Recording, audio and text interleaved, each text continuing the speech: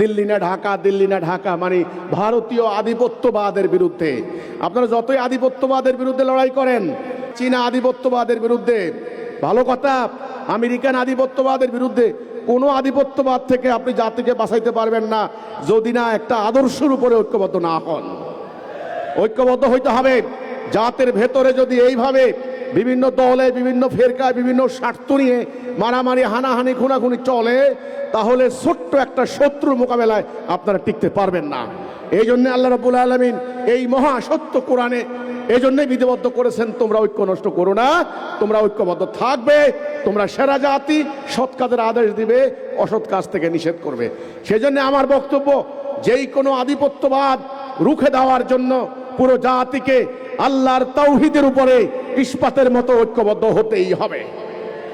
2 number, এই রাষ্ট্রের ভেতরে এই যে অন্যায় অশান্তি চলছে, আদালতে লক্ষ লক্ষ মামলা পেন্ডিং, আদালতের বারান্দায় মানুষ ঘুরছে বছরকে বছর, প্রতিনিয়ত ধর্ষণ হচ্ছে, রোমহর্ষক ধর্ষণের কাহিনী, এর বিচারে জনগণ বিচার চাচ্ছে, মিছিল করছেন, ডাকাতি হচ্ছে, সুদ হচ্ছে, ঘুষ হচ্ছে। আমরা বলতে চাই, এই অরাজকতা অশান্তি বন্ধ করতে পারবেন না। এটা বন্ধ করার একমাত্র উপায় আল্লাহর দেওয়া দ্বীনুল হক, দিন, রাষ্ট্রীয়, সামাজিক, অর্থনৈতিক, বিচারিক, সামরিক সকল ক্ষেত্রে আল্লাহর দেওয়া দিন প্রতিষ্ঠা করতে হবে। আমরা বলেছি, বর্তমানে যে বিধান চলে, এই বিধান ব্রিটিশ আমলের মানুষের তৈরি বিধান।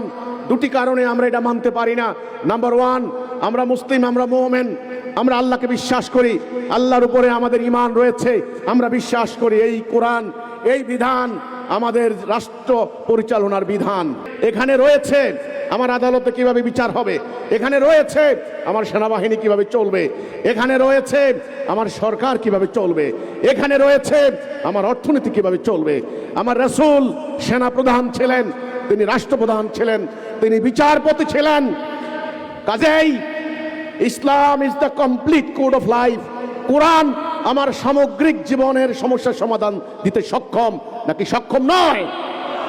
আজকে আমি পরিষ্কার করে বলতে চাই, আমাদের রাষ্ট্রে এই যে অন্যায়, অবিচার, অশান্তি চলছে, খুন, ধর্ষণ চলছে, এটা নির্মূল করতে পারবেন না, আমি হলফ করে বলতে পারি।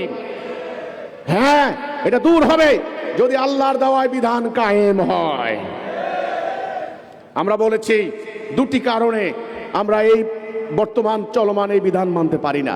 1 নাম্বার, এটা আল্লাহ দেওয়া নয়, এটা মানুষের তৈরি বিধান, কাজে আমরা মানুষের তৈরি বিধান মানতে পারি না, 1 নাম্বার। 2 নাম্বার, এটা ব্যর্থ হয়েছে, এটা তার কার্যকারিতা হারিয়েছে, এর নেসেসিটি হারিয়েছে। এটা এখন সময়ের দাবি, যেই জিনিসটার প্রয়োজনীয়তা হারায়, প্রযোজ্যতা হারায়, সেটা পরিত্যক্ত হয়ে যায়, তাহলে মানুষের তৈরি এই বিধানকে আর সাস্টেইন করার, এটাকে টেনে নিয়ে যাওয়ার কোনো কারণ নাই। এই 2টি কারণে এটাকে বাদ দিতে হবে, বাদ দিয়ে আল্লাহর দেওয়া বিধান প্রতিষ্ঠা করতে হবে।